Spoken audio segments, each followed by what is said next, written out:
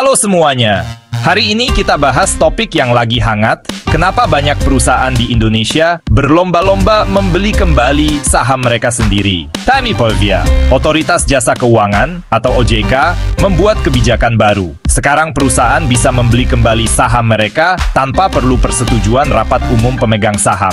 Kebijakan ini berlaku selama 6 bulan mulai 14 Maret 2025. Tujuannya, menstabilkan pasar saham Indonesia yang turun drastis lebih dari 2% dari puncaknya.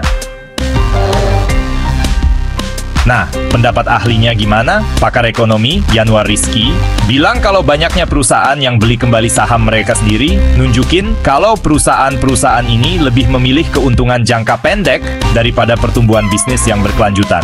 Intinya, mereka mungkin lebih mementingkan untung cepat daripada kontribusi ekonomi jangka panjang. Lalu, kenapa bisa begini? Pasar saham Indonesia atau IHSG lagi naik turun banget. Tingkat volatilitas tahunannya mencapai 34%. Kondisi ini jadi kesempatan emas buat perusahaan untuk beli kembali saham mereka, terutama buat yang ingin memanfaatkan fluktuasi harga saham. Yuk, kita lihat beberapa perusahaan yang ikutan tren ini. Ada 9 perusahaan yang sudah umumkan rencana pembelian kembali saham. PT Bank Rakyat Indonesia, PT Bank Mandiri, PT Bank Negara Indonesia, PT Bank CIMB Niaga, PT Bank OCBC NSP, PT Japfa Comfit Indonesia, PT Matahari Department Store, PT Avia Avian, dan PT Nusantara Sejahtera Raya. Break time memarkiam. Belum selesai sampai di situ. 4 perusahaan di bawah grup Barito milik Prajogo Pangestu juga ikutan tren ini. Banyaknya perusahaan yang ikut menunjukkan betapa pentingnya strategi ini. Strategi. Jadi kesimpulannya apa?